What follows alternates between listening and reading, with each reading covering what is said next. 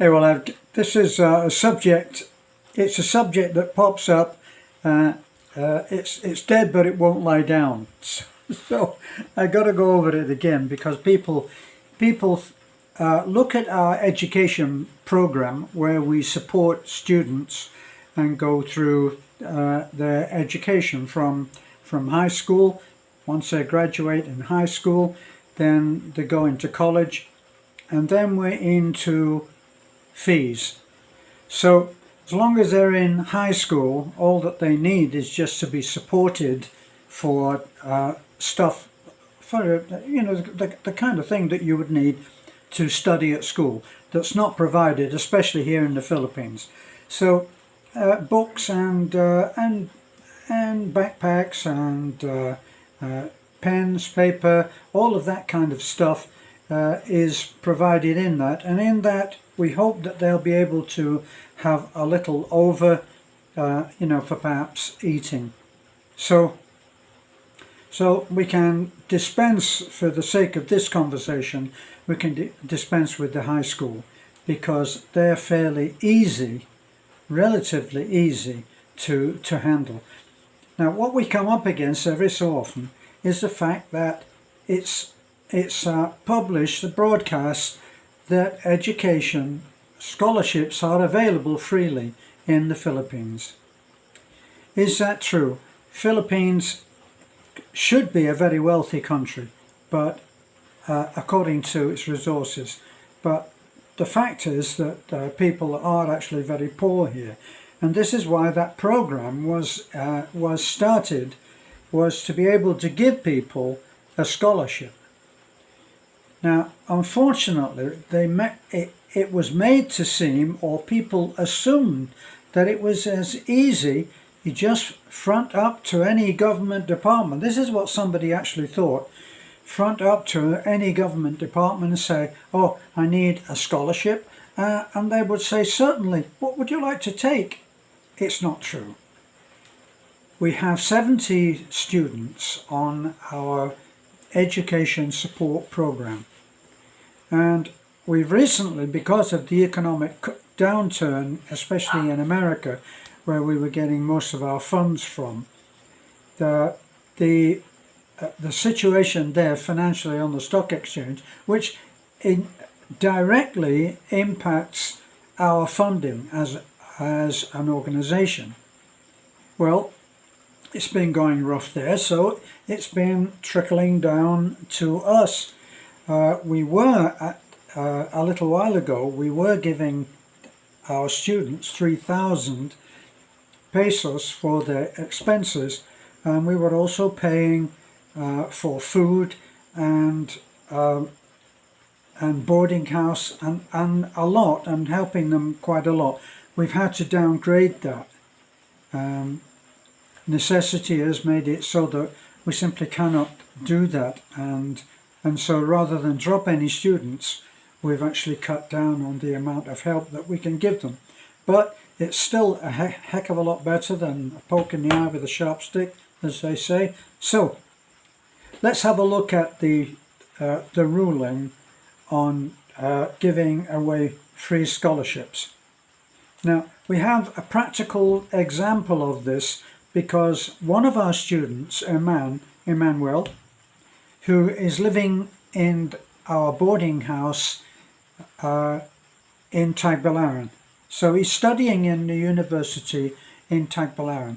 Now, a little while ago he was on a roll and he did very, very well, worked very, very hard. He's still working very, very hard, and he had a free scholarship. So it was only costing us maybe 1,000, right, to keep him in college. Unfortunately, as happens, life can sometimes get in the way.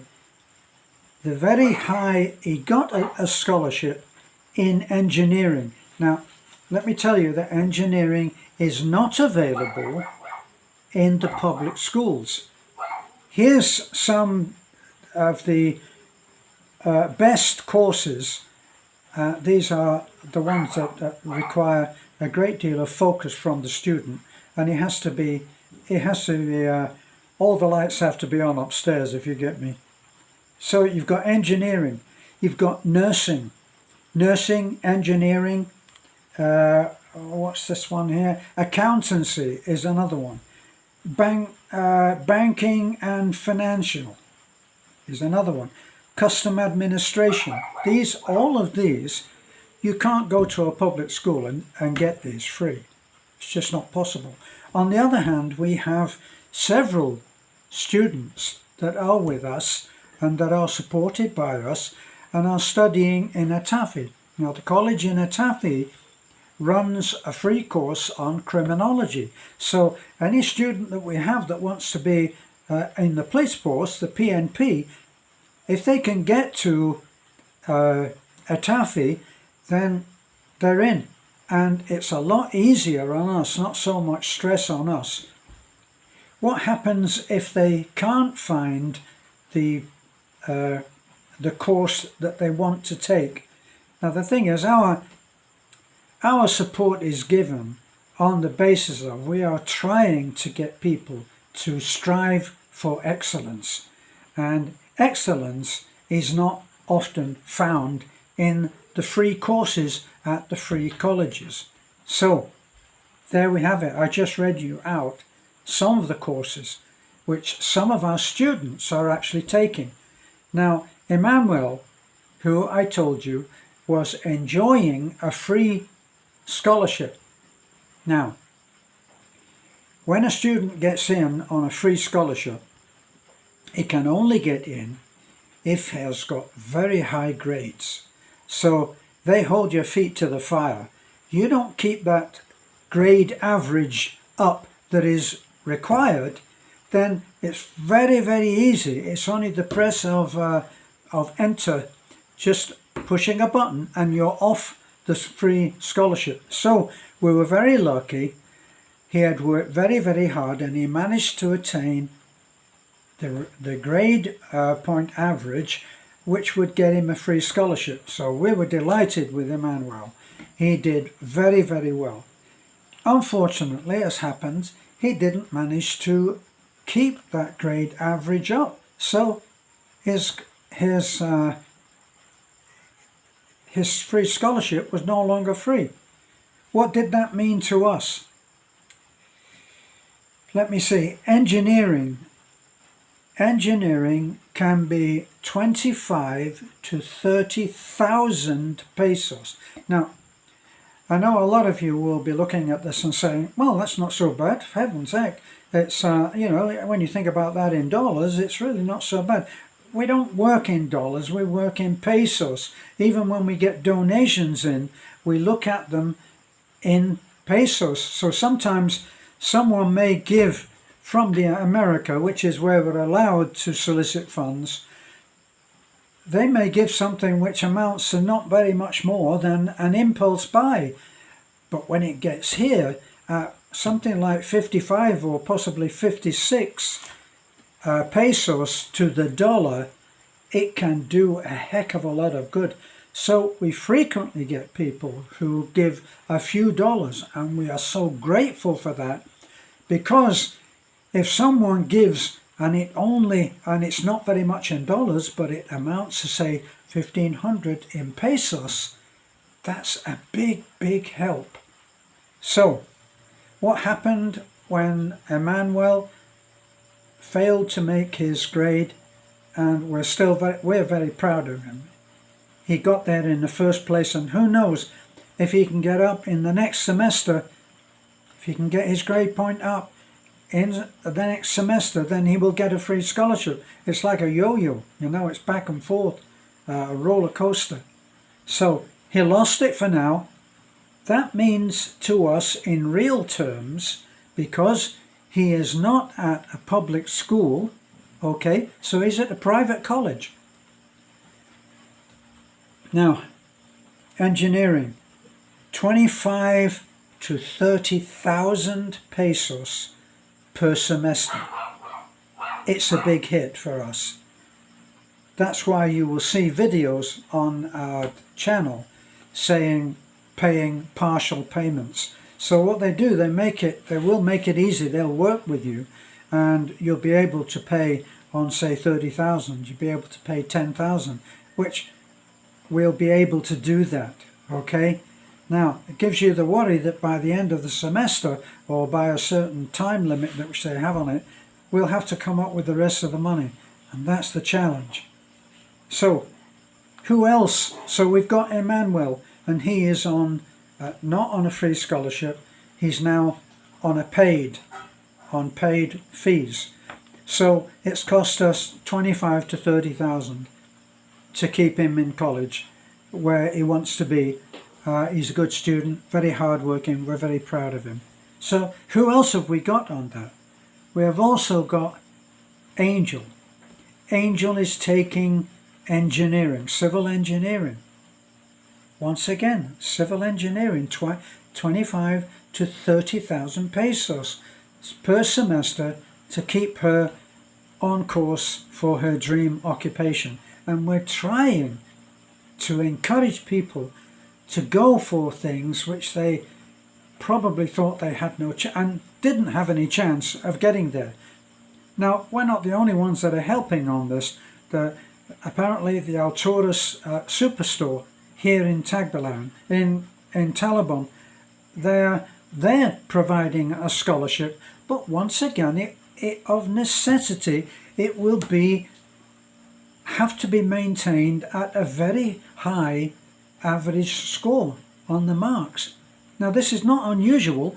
You know, when young athletes in America get a scholarship, they can go and they'll be very welcome to go and play, and they'll get special consideration if they're great footballers, okay?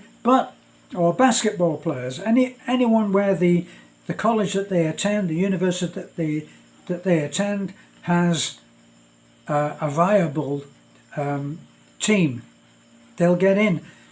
But they still have to maintain a grade point average, otherwise they will lose their scholarship. So we've got Emmanuel, we've got Angel, we also have nursing. Nursing is not available either as a free course at any of the colleges. It's one of the top courses. If you have been following the videos, you'll see that we have just had Mia has just graduated from 2 years of study. She's now got another 2 years, but at that 2-year point, they have the capping and badge and candle event where they honour the original pioneer of nursing, Florence Nightingale. And that's what the symbolism, if you watch the video where they walked around and they were awarded like a little, you remember the story of the genie and the lamp? Florence Nightingale, when she walked the wards, such as they were in the Crimea War, she walked around and she checked on wounded soldiers, some of them obviously in critical, terrible condition. And she was known, in my history, she was known as the Lady with a Lamp. And in the Catholic, in Tubigon, we watched Mia, and she had the little lamp with a candle in it, and that was the ceremony. And they received their cap. All of the students had their hair in a bun, which made it possible for the girls to have the cap easily fixed on the back of their head by their teachers. So anyway, that's an aside. But Mia, what's Mia? Mia is something like 42,000 pesos per semester. It's a big hit. No matter what you may hear, we're not paying this because we love to give that money away, because 42,000, boy, we'd be halfway or a third of the way toward providing a house for a family who have been made homeless by debt and still don't have a house. So we have a lot of things that we could do with that money. We're not giving it away because we enjoy it. We're giving it because Mia cannot take nursing at a public school. It's just not available. Neither is engineering, neither is accountancy. We have Shiela. Shiela is taking accountancy. It's hard. At times she has struggled. She's doing great. We're very proud of her. But these courses that are high in cost are not easy courses. A lot of the kids that we've interviewed just don't have the driving force to be able to take on, say, the course that Mia is on of nursing. When Mia gets finished with her course in 2 years' time, she will be able to go to America quite easily, or Canada quite easily, and earn in some cases $200 or $300 an hour is what we've been told. Because as a roving, a touring substitute nurse, they're in very much demand and not easy to find. And Filipino nurses are very highly thought of throughout the world, is what I'm told. So we say, go Mia, and we're right behind you. What else? If somebody wants to take banking and finance, we don't have anyone. Coincidentally, we don't have anyone that's doing banking and finance. But we do have someone who's doing, say, hospitality and hotel management. And Glycer is doing that. We support Glycer. If the course is available at a college, we will send them to that public college and pay for their boarding house and food and their thing, and we'll be free of the fees. Boy, we will welcome that, so rest assured we're going to be welcoming. So what am I looking at here? So yeah, the criminology is generally available at the free colleges, and all that we have to do is just support them through their education, of which we have our first graduate was on criminology. Our second graduate was a private course at the university in Bohol, and we paid fees for her. I think it was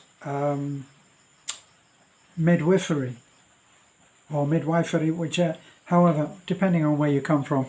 And that was Casey, and she has now graduated.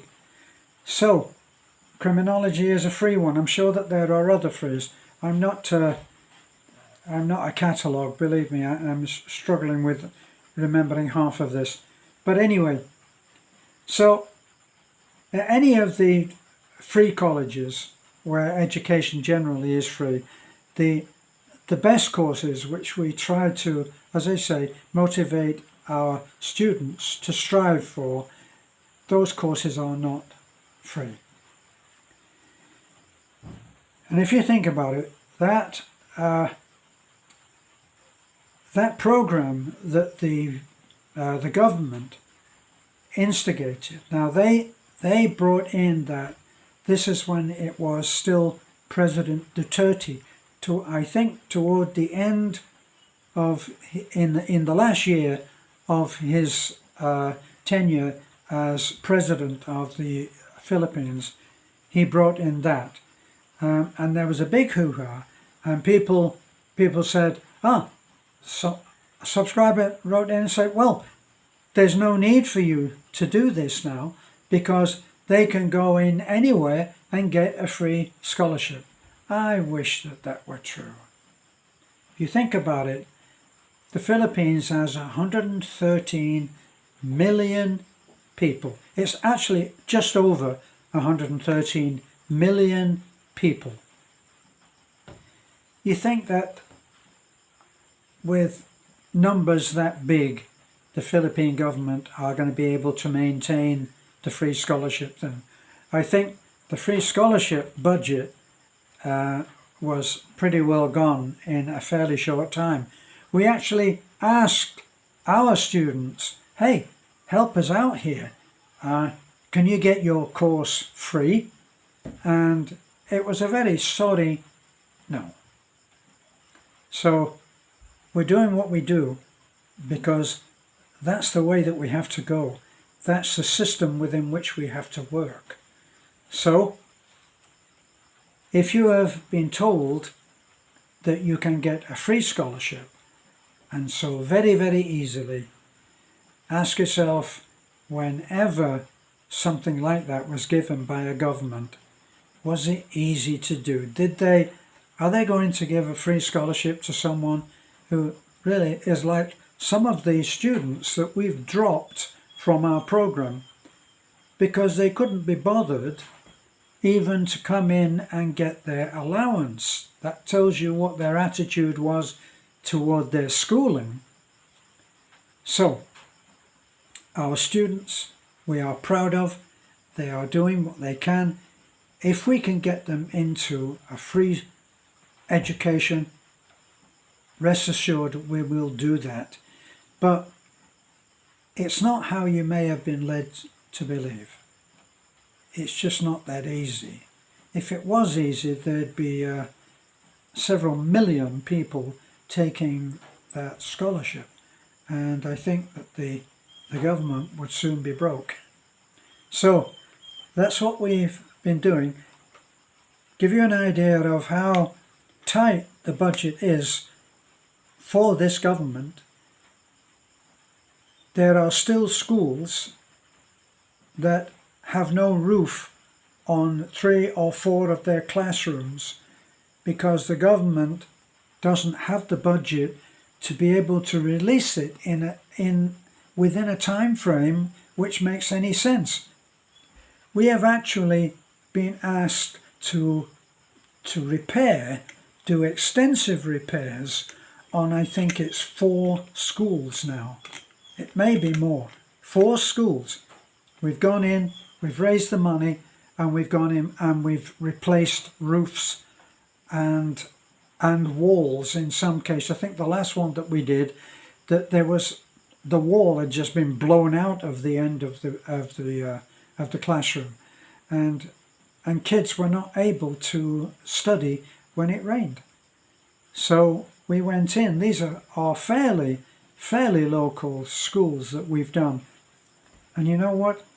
We have about 4 or 5 or 6 schools who are waiting now to see if we can help them, which of course right now we are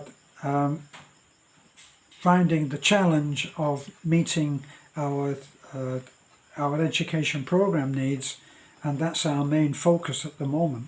So we're kind of strapped down on that. We're not complaining, and we're still in the process of going through what seems to me like endless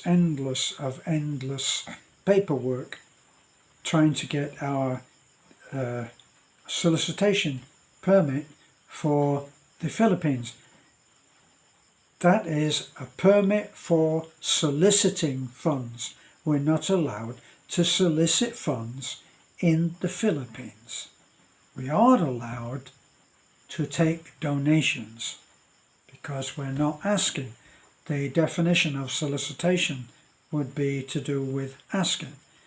So we do what we can with what we have, and that's always been the case, and with the blessing and the support of people that we consider are the real angels, the real heroes that support what we do.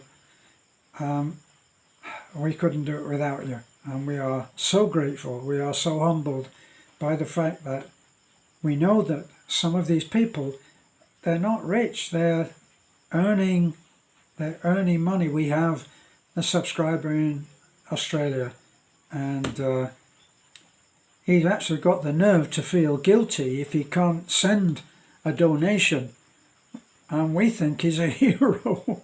So it gives you an idea how we view things. We're very grateful, and we take this opportunity, I'll take this opportunity to say a really heartfelt thank you to all who help us in bringing an education in this particular time, bringing an education to these kids who otherwise would not have a chance. And that's 70. So it can be a challenge sometimes, and sometimes we're strapped. But our angels, our heroes from abroad have kept us going. Thank you. And that's all for me.